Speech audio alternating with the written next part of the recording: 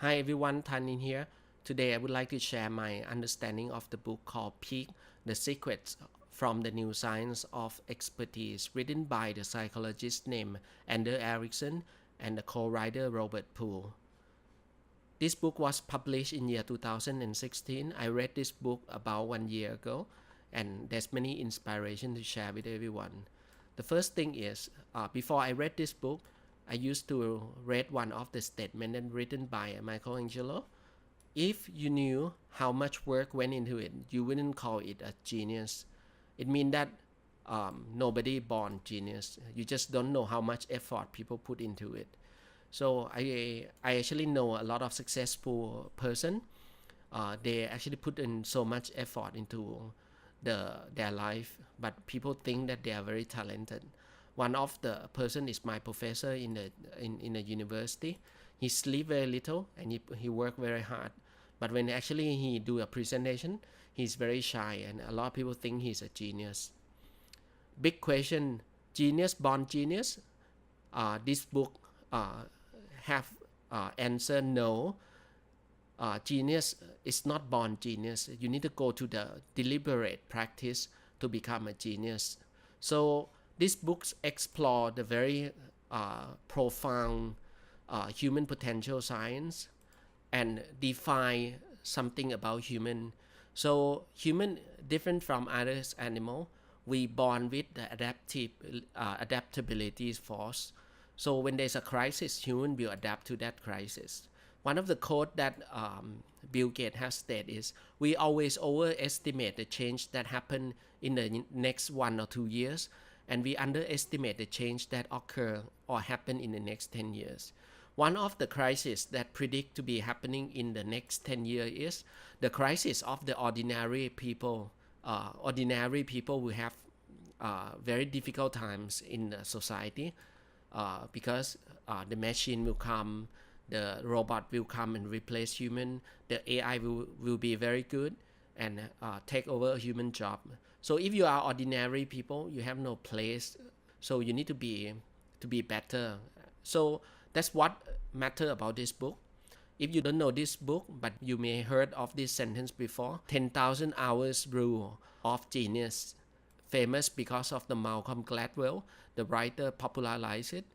But this book was support 100 over research, and it is the first book in the history that confirmed with the scientific proof that talent and genius is the things that can be built through the process of practice. Why we often overrate genius?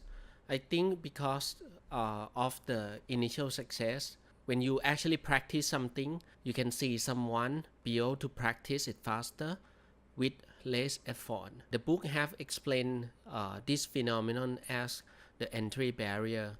You can see from the research show that some people at the initial state take less time to master something than the others. So you can see that the green one is the top performer and the red one is the average people. You can see average people take longer time to master the same performance. But when reach some certain entry point, both top performer and average performers will be able to continue and learn at the same pace. So initial cost to activate until the entry barrier is very important. Some people are slower learner to language, but once you push or support the person to the entry barrier, they will be able to actually go and learn at the same level. And the next one, so we are talking about the case of the famous musician Mozart. So Mozart is considered to be a genius because at 5 years old he can perform at the palace, and at 10 years old he will be able to compose a song. So the theory in this book have stated that Mozart is not a genius, but Mozart is the child that actually receiving the very early music education that never happened before in a human history. So in the modern days, you'll be able to see plenty of people on YouTube 5 years old, 4 years old, 3 years old be able to play a music like I think like Mozart can do in the past. It's because Mozart have a father who's the music teacher and learn music since 1 or 2 years old. And what prevent us to go to the peak or to go to the peak performance? This book have explained a few technical terms. First thing is you stuck in the middle. When you're talking about performance, let me draw some certain graph so you can see the standard distribution curve and the number of the people, and on the right is a higher performance. So it's normal to have people with higher performance and a poorer performance. So this phenomenon happened because when you are somewhere in the middle of the place here, if you have a poor performance, normally you will be suffer because you feel you are actually poor, and I think you suffer from it. But if you are in the average performance, it could be lower than average or above the average a little bit. Some people will actually enjoy something called acceptable performance. Mean your expectation is not high, or you not suffer from being in the average performance. So your body will kick off something called autopilot mode. What we learn, or our internal capability, could be called instinct, or it could be called another name called internal representation. Our internal instinct, or the autopilot mode, or the internal representation, representing something we can do. I would like to give the example when you are actually doing a typewriting. You do a typing, and most of us learn how to type from the keyboard, and when you start learning how to type, it measures the performance by the number of words that you can type in a minute. And myself, I can type around 55 English words per minute. And after I type for 15, 20 years, my performance is still 50, 55. It never increased to 70, 80, 90s. What is the reason behind this is because in order for you to be able to get a higher, you need to have a better internal representation to be able to go to that ideal state. So if you already accept that performance, because for me, typing at the speed of 55 doesn't actually lower down my overall performance. So I think it's already acceptable. I don't suffer from that. That's why the autopilot, or the automated process inside my body, or the new instinct about this capability already been created, and it will never be better. For you to be able to type faster, you need to be able to define a new set of the representation and creating a new instinct. So in this book, we call the methodology called SPICY. So we need to go through the deliberate practice and build a new effective mental representation. And there's another interesting book that actually stating about this is one is growth mindset, and another thing is called the grit, the power of grit. If I have time, I will do a summary of these two books as well. So we will talk about the SPICY later, how we build a sharper new instinct, or the new internal representation. This book can be explained by one experiment that actually explained in this book. The example is actually the real experiment for the Carnegie Mellon University student called Steve Fallon. So the experiment is very simple. It's the quest for Steve to actually remember the number of digits. This a simple memory test. So and this test come out with a very amazing finding. So in the progress of developing of the capability, in this case is memorization of the as much as possible digit. So there will be first thing that you will see is you hit some certain limitation. So they're saying that hitting limitation is the first step. Give you an example for this case is you will give the random number and you try to remember it. from 1 digit, 2 digit, 3 digit, 4 digit, 5 digit, and 6 digit, 7 digit. There will be a boundary between what you can do and what you cannot do. So sometimes you can remember 6, sometimes you can remember 8, sometimes you can remember 7, but most of the time you'll be able to remember 7. So this creating the virtual line, or what this book called perception of limitation. So there will be a black line saying that, oh, I can remember 7 digit of number, or my working memory is actually 7 digit. So which actually common for most people. So some people have 5, but most people will be able to remember until 7 digit. So once you have understanding this limitation, then you will go through the process of frustration. So the problem consciousness. So you will conscious about the problems, and then you have a breakthrough. So humans don't like to be prolonged in the problems. If you are long in the problem, either you run away or you actually will fight. But if you forced to fight, you will actually fight and adapt to that crisis. Then there will be a breakthrough. Suddenly you find a solution, or you will actually learn a new solution. Then there will be a rapid progress and shift in the performance, and then you can repeat this 4 step to improve, and the result is stunning, because at the first, with full concentration, Steve be able to remember 7, and once he actually learned the memory palace techniques by himself, he be able to remember until 14 easily. And after that, he learned how to group 4 digits together and remember as one group of memory chunk. Then he'll be able to remember up to 52. And once he'll be able to group until 6, he'll be able to actually creating a memory of 82. So end up this experiment, Steve be able to memorize until 82 digit, which actually pretty amazing for standard people who can only remember 7. So, and what Steve done in this book summarized into something called, what this book called purposeful practice method. Mean that you practice with a very clear, specific target in mind. So there's 4 components that actually bring you to this key purposeful practice method. First is you need to have a very specific goal. Like for example, if you're in a test, you're saying that you're gonna get 80 minimum score, so you aim to study to get 80 minimum score. Or if you go for the other things, like for example, you'll be able to run 100 meters within 15 seconds.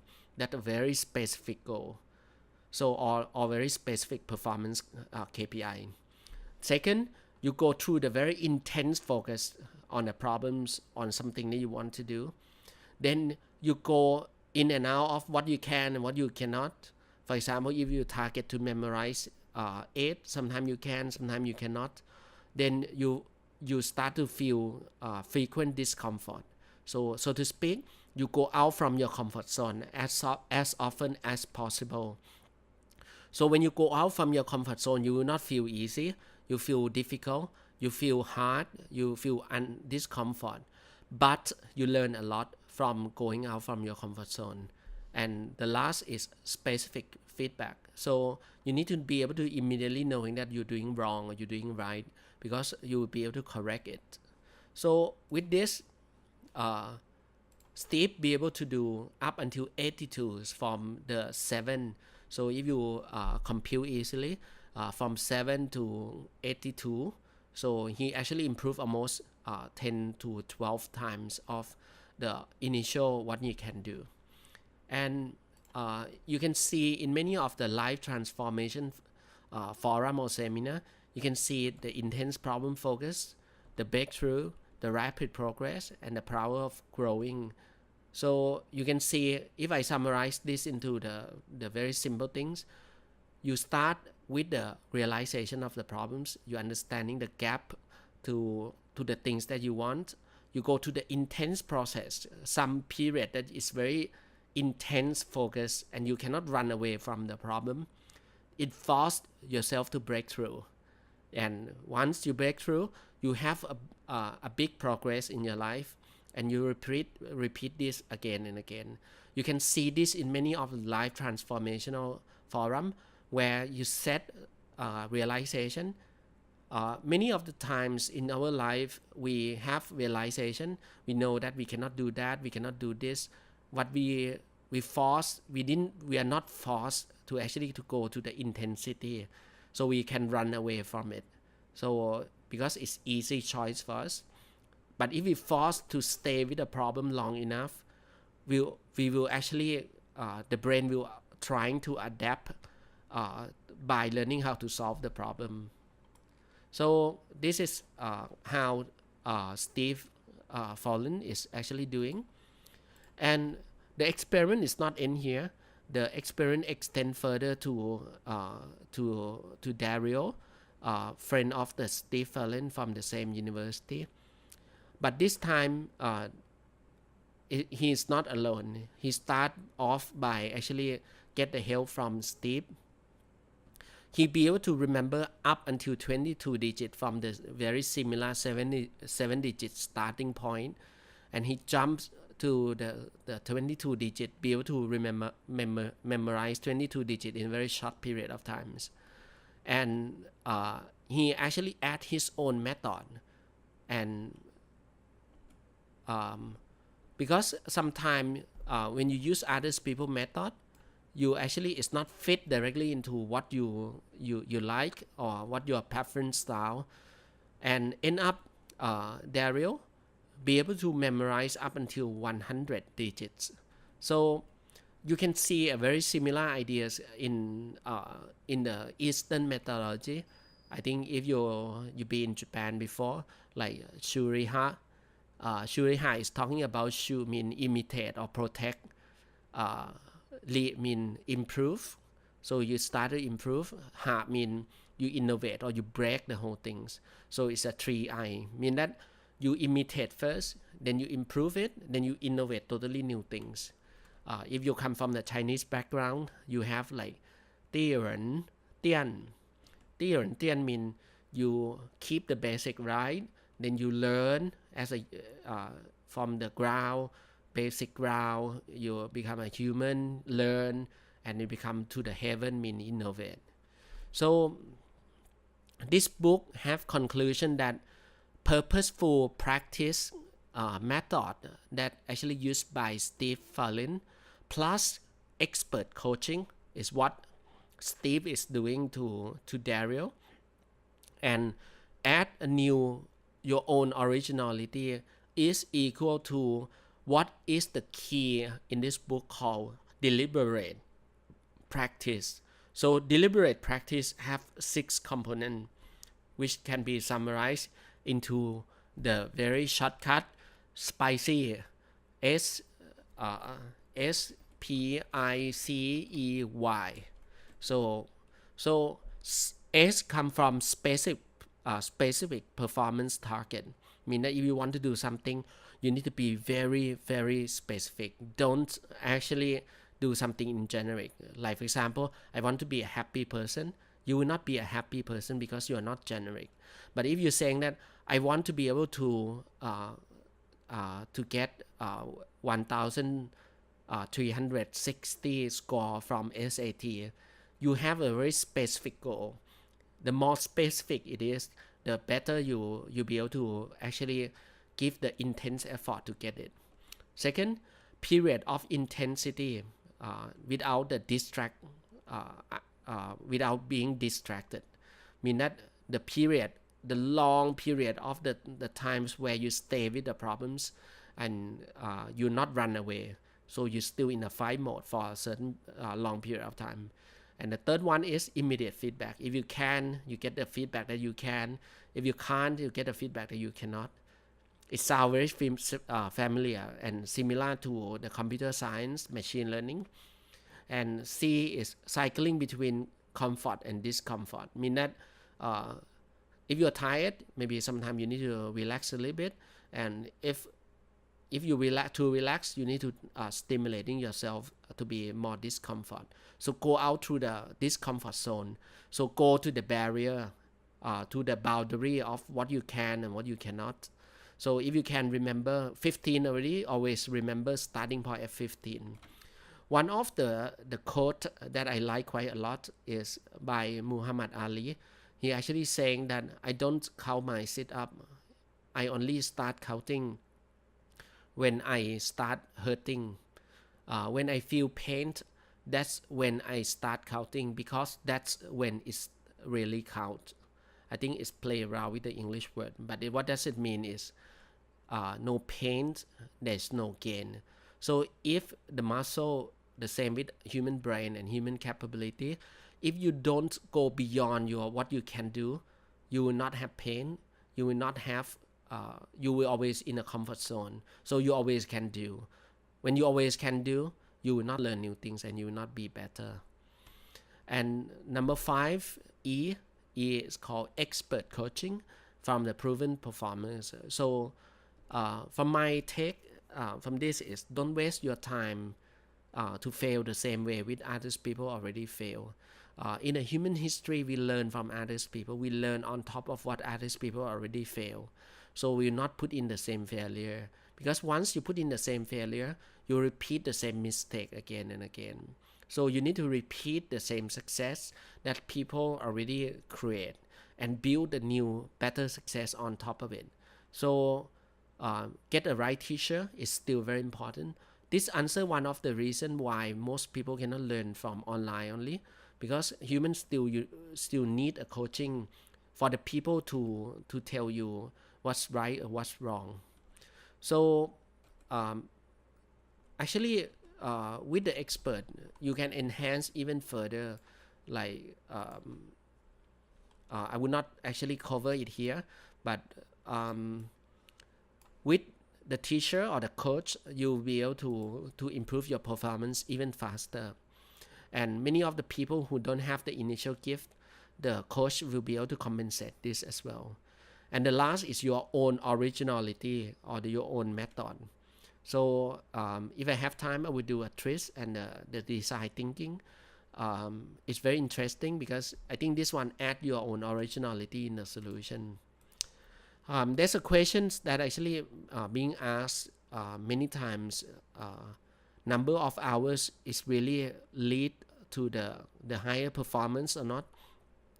As we know, we need to spending deliberate practice, meaning a long period of time with a careful design of the practice to get better. On average, they're saying that you spending, in order for you to be able to spending around 10,000 hours. Normally, if you put in a full effort on something, you may actually spending 1,000 hours per year to do something. And that 1,000 hours per year, for 10 years, you will get 10,000 hours. And you will be able to master one field. For example, if you really love English, you will be able to be a native speaker within 10 years. If you really like sport, in 10 years you will master and become one of the best. If you become musician, 10 years you will become almost master in that instrument. So, but human time is very limited.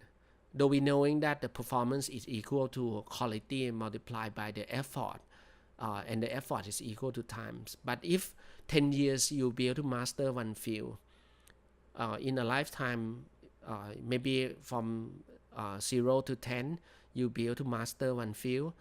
From 11 to 20s, you'll be able to master one field.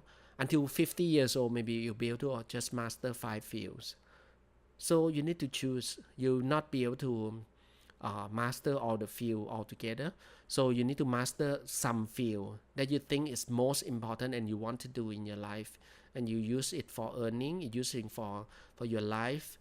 So I suggest at least 3 things in your life. I have one vlog talking about why you need 3 key performance in 3 key fields to actually successful in your life.